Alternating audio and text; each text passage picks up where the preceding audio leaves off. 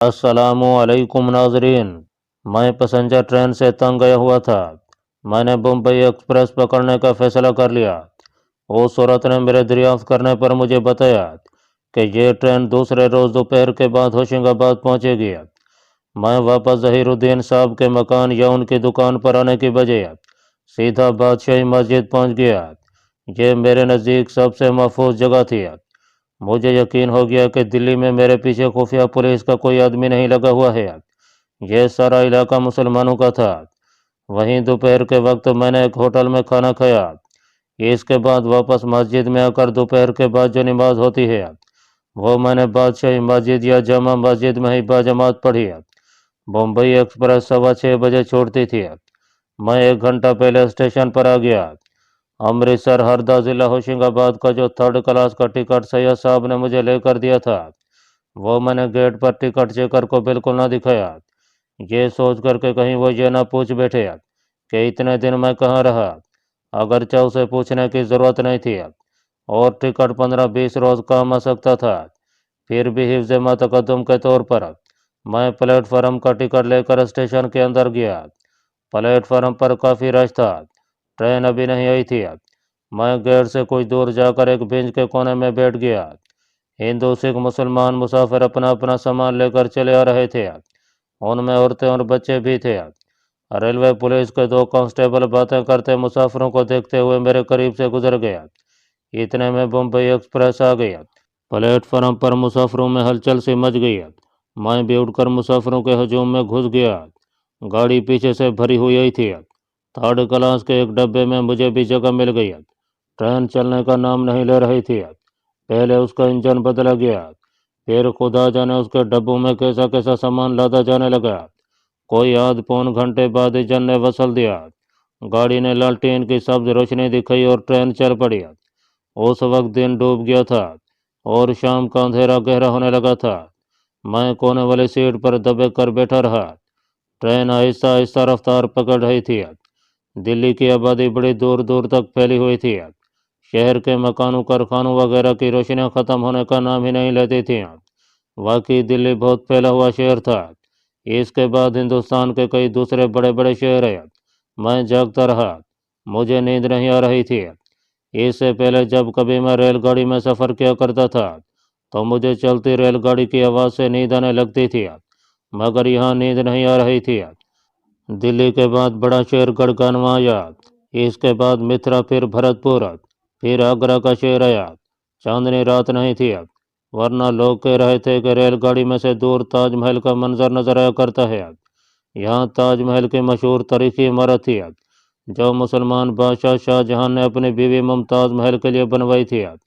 मैंने हिंदुस्तान में और भी कई शानदार तारीखी इमारतें देखी जो मुसलमान बादशाहों ने बनाई थी। हिंदुओं ने इमारतों को ख़राब करने की कोशिश कर रहे थे। आगरा के बाद धौलपुर का स्टेशन आया, फिर ग्वालियर का शहर आ गया। उस वक्त रात तकरीबन गुजर चुकी थी और पू फटने वाली थी। ग्वालियर शहर से गाड़ी चली तो मुझे नींद आ गई। मेरे सोते में झांसी और ललितपुर शहर भी गुजर गया। तब मैं उठ बैठा। दिन काफ़ी चढ़ आया था। गाड़ी एक स्टेशन पर रुकी तो मैंने उतरकर चाय और बंद मक्खन खाया। यही चीज़ हर छोटे स्टेशन पर मिल जाती थी। दोपहर तक ट्रेन जंगलों में से गुजरती रही। मैंने इससे पहले इतने बड़े बड़े जंगल नहीं देखे थे।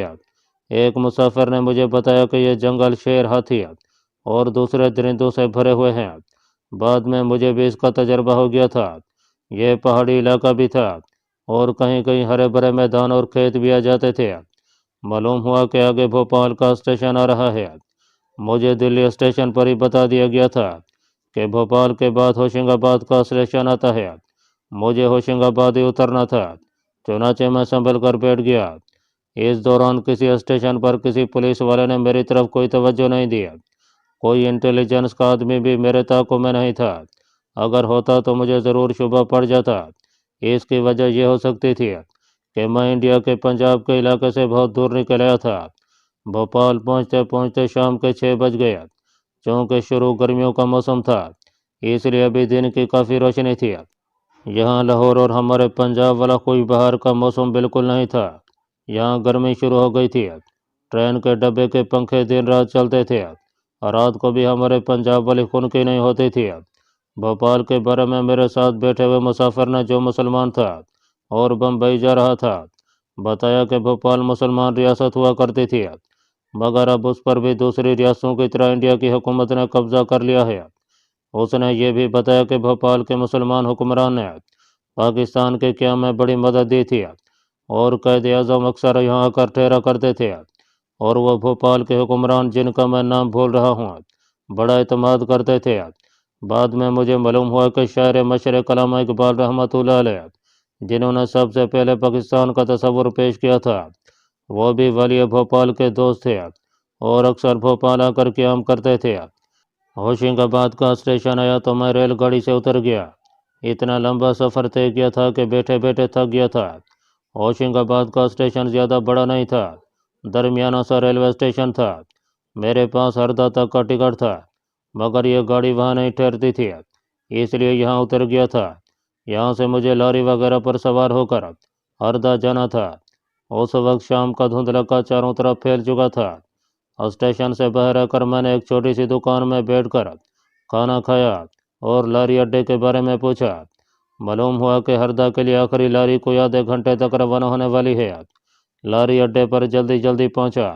लारी तैयार खड़ी थी, मुसाफिरों से भर रही थी। कुछ मुसाफिर छत पर भी अपने सामान के पास बैठे थे। मैं भी लारी में बैठ गया। लारी अपनी मंजिल की तरफ चल पड़ी। होशंगाबाद शहर से निकलते ही लारी घने जंगल में दाखिल हो गई। जंगल के दरमियान छोटी सी पक्की सड़क बनी हुई थी। अंधेरा गहरा हो रहा था। सड़क पर बिजली का एक भी खंभा नहीं था। बाहर अंधेरा छाया हुआ था। जंगल की वजह से हवा ठंडी हो गई थी, जो बड़ी खुशगवार लग रही थी। कोई 1.5 घंटे बाद लारी ने हरदा पहुंचा दिया। यह एक मामूली सा नीम पहाड़ी जंगलाती शहर था। अमृतसर में सैयद साहब ने बताया था कि यहाँ अनाज की बहुत बड़ी मंडी है। यहीं मुझे उस आदमी से मिलना था जिसका फर्जी नाम मैंने आपके आगे जमील लिया था। सैयद साहब ने बताया था कि जमील की शोहरत अच्छी नहीं है। वो बदमाश टाइप का आदमी है, मगर बड़ा पक्का मुसलमान और जिहाद कश्मीर में हिस्सा भी ले चुका है। जमील की वसासत से मुझे मुजाहिद कमांडो कमाल शाह के पास पहुंचना था। सैयद साहब ने मुझे उसका पूरा एड्रेस ज़बानी याद करा दिया था। हरदा शहर अगरचे छोटा सा था और छोटे छोटे बाजार थे, मगर काफ़ी बारौनक था। दुकानों और मकानों और बाज़ारों में रोशनियाँ हो रही थीं। अक्सर दुकानें अभी तक खुली थीं। कुछ होटल भी थे जिनमें फिल्मी गानों की रिकॉर्डिंग हो रही थी। यहाँ कोई रक्षा नहीं था। एक तांगे वाले को जमील का एड्रेस बताकर कहा कि मुझे वहाँ ले चलो। तांगा मुझे मुख्तलिफ बाज़ारों और एक छोटे से मैदान में से गुजार कर उस खास बाज़ार में ले आया जहाँ जमील नाम का आदमी रहता था। यह बाज़ार मुझे बड़ा पुरअसरार सा लगा। एक मंजिला क्वार्टरनुमा मकानों के आगे अंधेरा था। कहीं कहीं बरामदे में कोई औरत सीढ़ियों में या सतून के पास फर्श पर बैठी बीड़ी सिगरेट पीती नजर आ जाती थी। कुछ आदमी भी उधर मंडला रहे थे। एक पान वाले की दुकान से मैंने जमील के बारे में पूछा। उसने मुझे गौर से देखा और पान लगाते हुए कहा, भाई साहब पीछे चले जाएं, पीछे क्वार्टर है जमील दादा का। जमील दादा मुझे अपने क्वार्टर के बरामदे में ही मिल गया। वो चारपाई पर बैठा था। बरामदे में बल्ब की रोशनी हो रही थी। एक आदमी उसकी पिंडलियों पर तेल की मालिश कर रहा था। एक आदमी उसके बाजू को ऊपर करके दबा रहा था। जवान आदमी था, बाल घुंघरियाले सियाह थे, रंग गहरा सांवला था। मैंने जाकर सलाम किया और कहा, जी मुझे जमील साहब से मिलना है। जमील साहब ने मुझे घूर कर देखा और पूछा, कौन हो तुम, कहाँ से आए हो? मैं ही जमील हूँ, कहो क्या कहना है? उसकी आवाज़ बड़ी रौबदार थी। मैंने सैयद साहब का नाम लेकर कहा कि मुझे अमृतसर से उन्होंने आपके पास भेजा है। सैयद साहब का नाम सुनकर जमील दादा ने दोनों आदमियों से कहा, जाओ बे जाकर होटल से चाय और पेस्ट्री लाओ। मैंने उसे अपना नाम बताया। उसने कहा, बैठो भैया, यहाँ आ जाओ, खाना खाया है कि नहीं? मैंने कहा, जी शुक्रिया, खाना मैंने होशंगाबाद के स्टेशन पर खा लिया था। जब उसके दोनों नौकर चले गए तो जमील मेरी तरफ थोड़ा सा झुका और राजदारी से पूछा, सैयद साहब को यहाँ किसी और के आगे नाम तो नहीं लिया? मैंने कहा, जी नहीं, मुझे खुद सैयद साहब ने भी मना कर दिया था कि मेरा नाम सिवाय आपके और किसी के आगे ना लूँ।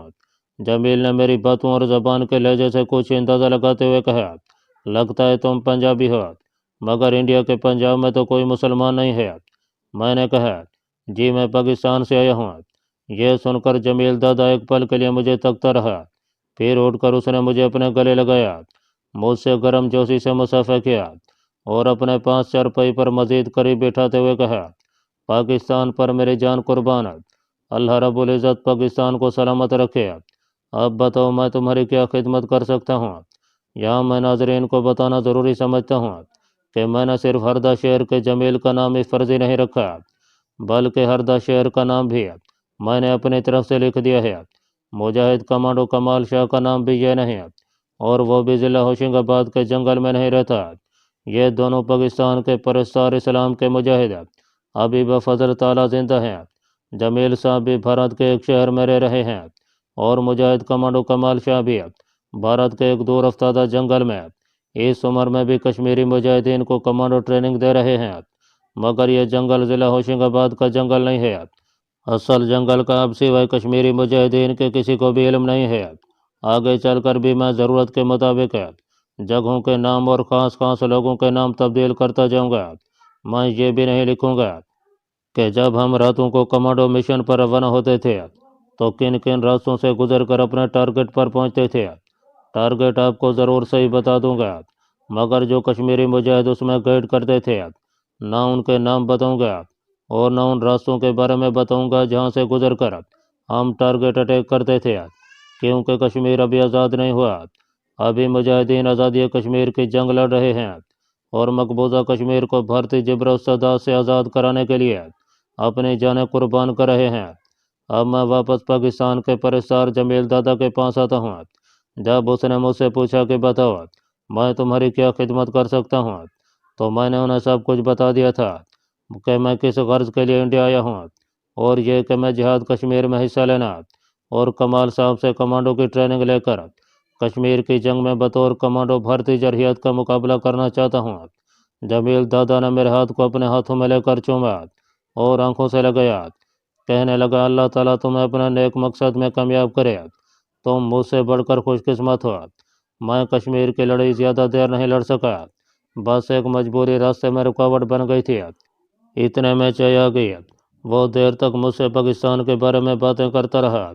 मुझे हैरानी भी हुई और खुशी भी हुई कि ये शख्स पाकिस्तान से इतनी दूर काफरों के मरकज़ में बैठा है और इसके दिल में इस्लाम और पाकिस्तान के लिए मोहब्बत का बेपनाह जज्बा मौजूद है। असल में ये खुदा और उसके रसूल सल्लल्लाहु ताला अलैहि वसल्लम के दीन इस्लाम का रिश्ता था, जिसने फसलों को समेट दिया था। और सैकड़ों मील दूर बैठा एक मुसलमान मुजाहिद पाकिस्तान के मुसलमान के दिल की धड़कन सुन रहा था और पाकिस्तान की खातिर, कश्मीर की खातिर हर वक्त अपनी जान कुर्बान करने के लिए तैयार था।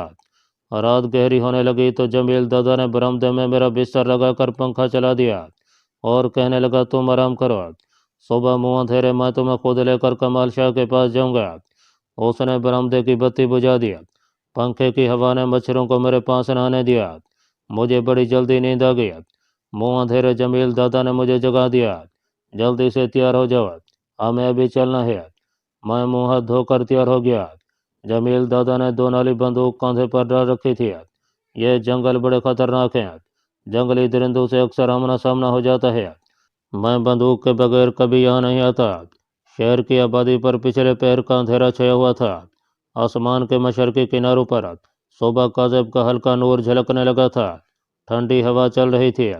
शहर के मज़ाफ़ात से निकलते ही जमील दादा मशरक़ की सिमत खेतों में चलने लगा। मैं उसके पीछे पीछे चल रहा था। काफ़ी देर तक हम खेतों में चलते गए। फिर खेत ख़त्म हो गया और छोटी छोटी सूखी घास का मैदान शुरू हो गया। उस मैदान के पार दूर से जंगल के दरख्तों के हेवले नजर आने लगे थे। ये हेवले टीलों की ढलवानों पर ऊपर तक चले गए थे। जमील दादा ने उनकी तरफ इशारा किया और बोला, ये वस्ती हिंद के बड़े घने जंगल हैं। ये इतने घने हैं कि तजर्बाकार शिकारी भी अक्सर रास्ता भूल जाते हैं। वो भी गाइड के बगैर नहीं चलते। मगर तुम फिक्र न करो, मुझे एक एक दरख्त, एक एक मोड़ का, एक एक पत्थर का इल्म है। हम जंगल में दाखिल हो गए थे। पहले छोटे छोटे टीलों के पहलू से होकर चलते गया, फिर एक टीले की चढ़ाई चढ़कर दूसरी तरफ आ गया। इतनी देर तक सुबह की सफ़ेद रोशनी चारों तरफ फैल गई थी, मगर दरख्तों में हल्का हल्का अंधेरा सा छाया हुआ था। राह में एक सुअर मिला। वो सीधा हमारी तरफ आया। जमील दादा ने अपने साथ मुझे भी जल्दी से एक तरफ कर दिया।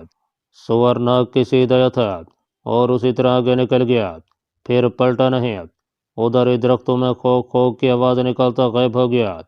टीलों के दरमियान एक छोटा सा तालाब देखा, जिसके किनारे एक जनेब हिरन और दूसरी तरफ एक भूरा रीछ पानी पी रहा था।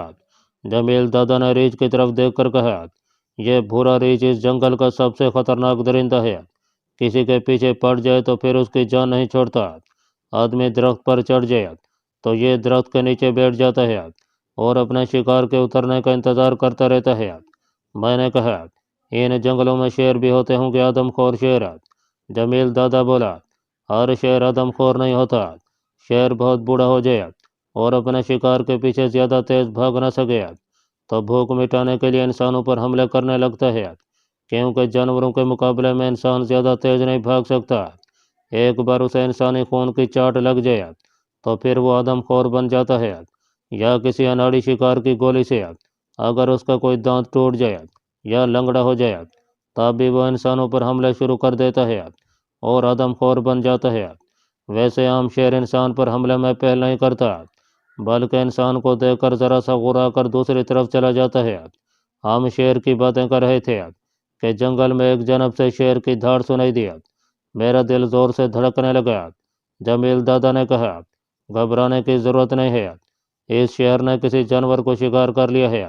अब वो उसे गर्दन से दबोच कर अपने ठिकाने पर ले जाएगा। टीलों की चढ़ाई चढ़ते उतरते मैं थक गया था, मगर चलता चला जा रहा था। मैंने जमील से आकर पूछ ही लिया कि कमाल शाह मुजाहिद कमांडो का ठिकाना अभी कितनी दूर है। जमील दादा ने मुस्कुरा कर कहा, तुम ज़रूर थक गए होगे, मगर इसका जिक्र कमाल शाह के आगे न करना। वो ऐसे नौजवानों को अपना शागिर्द नहीं बनाते जो जंगल में चलते चलते थक जाते हैं।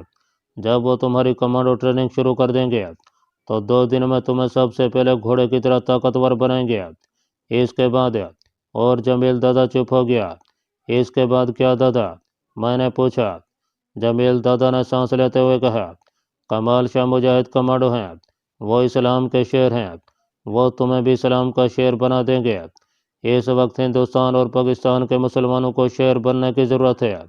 दुश्वार गुजार जंगल में चलते रहने की वजह से मेरा जिस्म पसीने में भीग गया था। गर्मी और लू भी जंगल में बहुत थी। एक जगह रास्ते में पहाड़ी नदी आ गई। नदी का पाड़ चौड़ा था, उसमें छोटे बड़े पत्थर पड़े हुए थे, पानी पिंडलियों तक था, मगर उसकी रफ्तार तेज थी। जमील दादा ने मेरे बाजू में अपना बाजू डाल दिया था। इस तरह हमने नदी पार कर लिया। नदी की दूसरी तरफ फिर जंगल ही जंगल था। बाएं जानब यह जंगल एक टीले की ऊंचाई तक चला गया था। यहाँ बांस और दीवार के दरख्त एक दूसरे के साथ साथ उगे हुए थे। जंगल झाड़ियाँ कदम कदम पर हमारा रास्ता रोक रही थी। इस जंगल के बाद एक और नदी है। यह छोटी सी नदी थी और इसका पानी दरख्तों के दरमियान में और छन कराने वाली धूप में चमक रहा था। यहाँ हमने मुंह हाथ धोकर थोड़ी देर आराम किया। इसके बाद फिर आगे चल पड़े। कुछ दूर जाकर दरख्तों का घनापन छड़ने लगा। दरख्त दूर दूर हो गए, उनके दरमियान छोटी बड़ी चट्टानें आ गईं जो जमीन से बाहर निकली हुई थीं। जमील दादा अब संभल संभल कर चलने लगा था। उसने एक जगह रुककर चट्टान का जायजा लिया, फिर सर हिलाकर बोला, हम अपनी मंजिल पर पहुंच गए हैं। हम चंद कदम आगे गए होंगे कि अचानक एक चट्टान के पीछे से एक आदमी हमारे सामने आ गया। उसके हाथ में राइफल थी और अपने चेहरे पर इस तरह सब्ज साफा बांध रखा था कि मुझे उसकी सिर्फ चमकती हुई आंखें ही नजर आ रही थीं। मैं घबरा गया कि हो सकता है ये कोई डाकू हो, मगर जमील दादा बड़े इत्मीनान से खड़े रहे। आदमी ने पूछा, कौन हो? जमील दादा ने जवाब में कहा, कमांडर से कहो कि महमूद गजनवी के मुजाहिदे हैं। उस आदमी ने दूसरा सवाल किया, काफरों के कितने बुत तोड़ कर रहे हो? जमील दादा ने फौरन कहा, 101 है। उस आदमी ने अपनी बंदूक की नाली नीचे कर ली और आगे चलते हुए कहा, मेरे पीछे पीछे आ जाओ। जमील दादा ने मुझसे सरगोशी में कहा, ये कमाल शाह के बॉडीगार्ड कमांडो हैं और हमारे दरमियान जो मुकालमे हुए हैं वो हमारे खुफिया इशारे थे जो सिर्फ कमाल शाह साहब के अपने आदमियों को ही मालूम है। वो आदमी हमें 2-3 चट्टानों के दरमियान लेकर एक बड़ी चट्टान के पास ले आया, जहाँ चट्टान के अंदर एक कुदरती गार बना हुआ था। गार के दिहाने के आगे इस तरह का एक बॉडीगार्ड फौजी अंदाज में टेंशन खड़ा था, जिस तरह का बॉडीगार्ड हमारे आगे आगे चलकर हमें वहां तक लाया था। उस बॉडीगार्ड ने भी मुंह सब्ज रंग के साफे से ढांप रखा था। हाथ में राइफल थी और कमर के गिर्द गोलियों की पेटी बंधी थी। हमारे वाले बॉडीगार्ड ने हमें वहीं रुकने का इशारा किया और गार के दिहाने पर खड़े बॉडीगार्ड से 2-3 बातें की। फिर वो अंदर चला गया। थोड़ी देर बाद बाहर निकला, हमारे पास आया और बोला, कमांडर ने तुम्हें बुलाया है, जाओ। जमील दादा मुझे लेकर गार में दाखिल हो गया। गार के अंदर काफ़ी चौड़ा रास्ता बना हुआ था। जमील दादा के चलने के अंदाज से मालूम होता था कि वो कमांडो कमाल शाह से मिलने वहाँ आ चुका है।